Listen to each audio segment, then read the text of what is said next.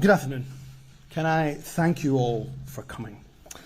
Last week, I stood here to announce the ending of the cooperation agreement between the SNP and the Greens, the Butte House Agreement, and that the SNP would seek to govern as a minority government.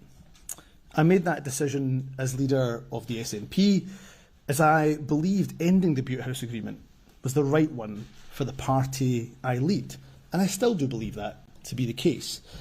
But most importantly, I believe it was the right decision for the country.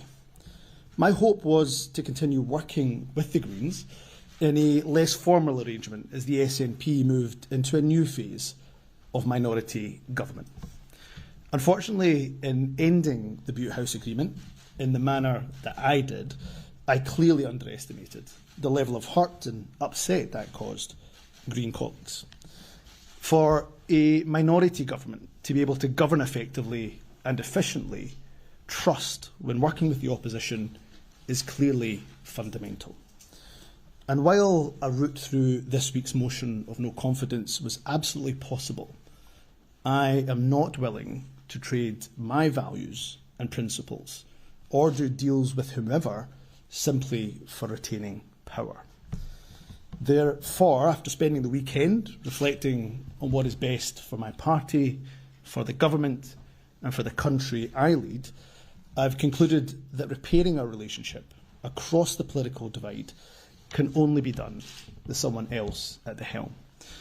I have therefore informed the SNP's National Secretary of my intention to stand down as party leader and ask that she commences a leadership contest for my replacement as soon as possible. In order to ensure a smooth and orderly transition, it is my intention to continue as First Minister until my successor has been elected, particularly as the Parliament will be debating some incredibly important legislation in the coming days and the coming weeks. I cannot tell you what an honour it is being the First Minister of the country I love, the country I'm raising my family in, and the only country I will ever call home. As a young boy, born and raised in Scotland, I could never have dreamt that one day I would have the privilege of leading my country.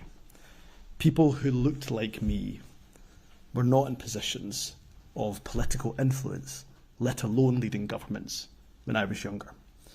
But we now live in a UK that has a British Hindu Prime Minister, a Muslim Mayor of London, a Black Welsh First Minister, and for a little while longer, a Scots Asian First Minister of this country. So for those who decry that multiculturalism has failed across the UK, I would suggest that the evidence is quite to the contrary, and that is something we should all celebrate. I've had the honour of serving in government for almost 12 years in a variety of roles. Whatever position I held during my time in politics, I've always been guided by my values. As First Minister, I'm incredibly proud to have a fair tax system, the most progressive in the UK, where those who earn the most contribute the most. And it will always be my core belief that in a country as rich as ours, wealth must be far more evenly distributed. I have no doubt at all that whoever takes over from me will continue the Scottish Government's drive to reduce child poverty. I'm proud that through our actions, an estimated 100,000 children are expected to be lifted out of poverty this year. I also hope that as a country we can be really proud of the strides that we have made to tackle inequality, prejudice and discrimination. But let's also acknowledge that far too often in our country, hatred continues to rear its ugly head. In a world where every issue seems to descend into a toxic culture war, it is often the most marginalised in our society who bear the brunt. As politicians of all political parties, we're privileged to have a platform. Each and every one of us must resist the temptation of populism at the expense of minorities, particularly in a general election year. I've often said that as a minority myself, my rights don't exist in a vacuum. They're only protected because the rights of everyone are protected.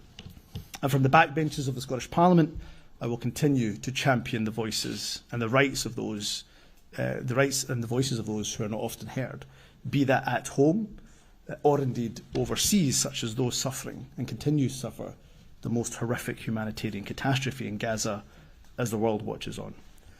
Let me say to my SNP family, I will always be with you.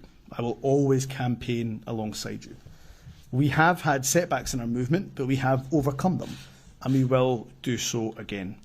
Independence feels frustratingly close, and believe me, no one feels that frustration more than the leader of the SNP. But the last few miles of the marathon are always the hardest, and we have run this race as a team, and I now will prepare to pass the baton to successor, who I'm absolutely certain will lead us over the finish line. And I will tell you today what I will say to that successor. First Ministers get to meet countless inspirational people in communities across Scotland, working to make life better for those around them. First Ministers get to see firsthand many of the exciting businesses and industries that will power Scotland's future. And whenever First Ministers set foot beyond Scotland's shores, no matter where they go, in Europe or across the world, they encounter friends and admirers of our nation.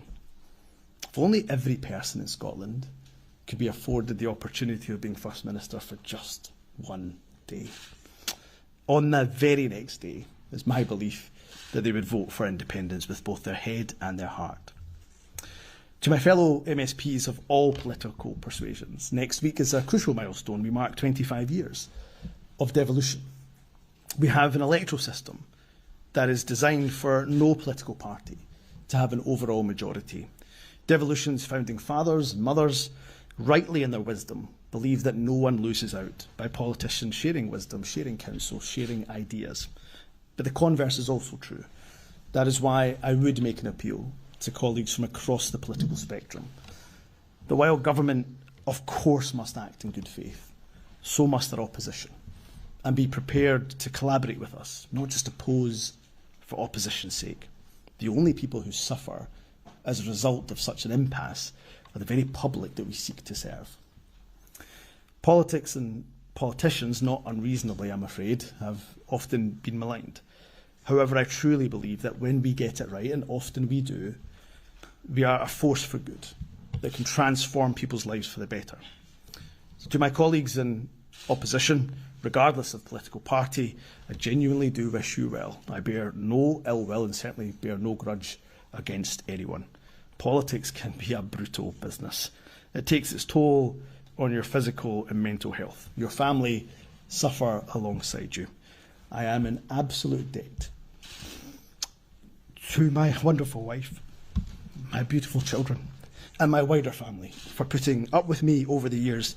I'm afraid you will be seeing a lot more of me from now. You are truly everything to me. And although, of course, as you can tell, I'm sad that my time as First Minister is ending, but I am so grateful and so blessed for having the opportunity that are afforded to so few to lead my country. And who could ask for a better country to lead than Scotland? Thank you very much. First Minister, can you make a famous calculation? have you left the party in a worse state than you found it? What's your biggest regret?